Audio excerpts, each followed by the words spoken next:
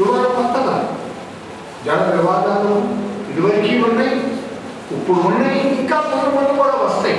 ఎందుకంటే జనాభా పెరుగుతూ ఉంది. ఈ జనాభా అవసరాలు, వ్యవసాయ అవసరం కానీ, పారిశ్రామిక అవసరాలు కానీ, పర్యావరణ పరిరక్షణ కానీ, త్రాగునీటి అవసరాలు కానీ, డైలీ కన్సంప్షన్ నీడ్స్ కానీ డిమాండ్ పెరుగుతూ పోతుంది.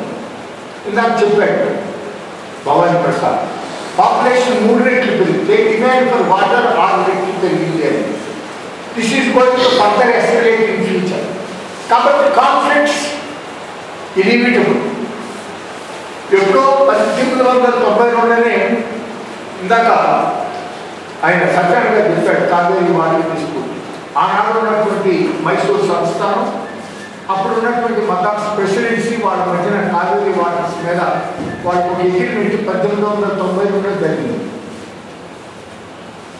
మనకి ఎట్లా అయితే కాటన్ మహాశయుడు మనకి బెల్వాడ దగ్గర కృష్ణా నది మీద బ్యారేజీ కట్టాడు, రాజమండ్రి దగ్గర గోదావరి మీద కట్టాడు, అట్లాగే పెన్నా మీద కానివ్వండి, అట్లాగే అక్కడ చోళుల టైపులో ఆ గ్రాండ్ ఆనికెట్, దాని తర్వాత సరాధన షాటన్ కావేరీ మీద ఆనకట్లు, దాని ఫలితంగా ఆ తమిళనాడు, తంజావూరు, ఇతర పక్కన ఉన్నటువంటి ఎడ్జసెంట్ డిస్ట్రిక్ట్స్లో లక్షలాది ఎకరాల సాగులోకి వచ్చి ఆ రైట్ ముందుగా ఎవరు వాడుకుంటే వాటి భూమి మీద హక్కు సంపాదించి అనేటటువంటి అంతర్జాతీయ న్యాయ సూత్రం ప్రకారంగా వాళ్ళకి వాడుకుంటూ వస్తున్నారు. అటువంటి 1925 ముందు దాదాపు 20 ఆ ప్రాంతాల్లో మొట్టమొదటి విశ్వేశ్వరయ్య గారు మైసూరు సంస్థానం దివాన్గా ఉన్నప్పుడు ఆ కృష్ణరాజ సాగర్ ప్రాజెక్ట్ నిర్మాణం చేస్తూ ఉన్నప్పుడు తమిళనాడు అబ్జెక్షన్ పెట్టింది. మాకు నీళ్లు రాక ఇబ్బందులు పడతాము, మాకు కష్టాలు వస్తాయని చెప్పి. అప్పుడు మళ్ళీ దానిపై కొన్ని చర్చలు జరిగి 1925లో మళ్ళీ ఒక అగ్రిమెంట్ ఎంటర్ అయ్యారు. కర్ణాటకలో ఆ కృష్ణరాజ సాగర్ ప్రాజెక్టు కింద 1,10,000 ఎకరాల వరకు సాగుగా ఆలోచించుతూ మొట్టమొదటి కూడా ఒప్పుకోండి. కానీ తర్వాత ప్రభుత్వాలు వీలైనటువంటి ఏ ప్రాంతాల్లో ఈనాడు సాగునీటి సౌకర్యం లేదో ఆ ప్రాంతాల్లో సహజంగా కొంత ఆర్థికంగా పేదరికము, అట్లాగే ప్రజల యొక్క జీవన పరిస్థితులు తరుగుగా ఉంటాయి అనేది మనకు అనుభవంలో ఉన్నటువంటి సత్యం. కాబట్టి ఎవరు పరిపాలకులు అయినప్పటికీ కూడా వాళ్ళ పరిస్థితులు ఇంప్రూవ్ చేయడం కోసం సాగునీటి సౌకర్యాన్ని విస్తరించాలి. సో అక్కడ కూడా ఇంకా తర్వాత మళ్ళీ లక్షల ఎకరాల సాగు పెరుగుతూ వచ్చింది.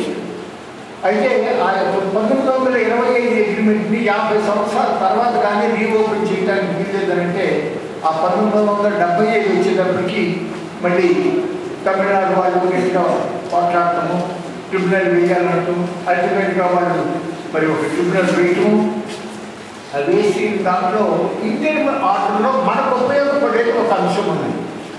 ఇండియన్ ఆర్డర్లో ఏమన్నాడంటే కర్ణాటక రాష్ట్రం మెట్టూరు డ్యామ్ దగ్గర 205 టీఎంసీ నీరు లభ్యమయ్యేటట్టుగా 12 మాసాల్లో విడుదల చేయాలి.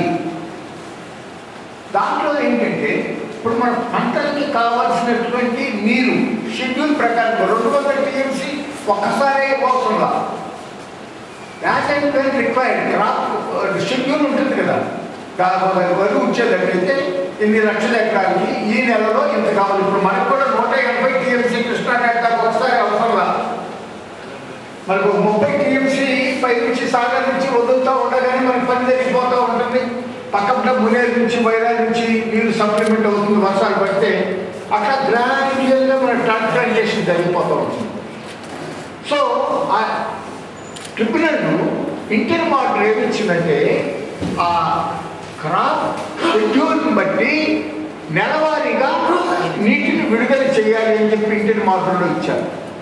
ఇప్పుడు మనకు కూడా ఇప్పుడు భవానీ ప్రసాద్ గారు చెప్పినట్టుగా కర్ణాటకలో అనేకమైన ఈ బ్రిడ్జ్ కమ్ బ్యారేజెస్ కడతా వాళ్ళకి ఎలా చేసినటువంటి ఆ 730 టీఎంసీ మిగిలి ఇంకా చాలా ఎక్కువ క్వాంటిటీ వాళ్ళు వాడుకుంటారు.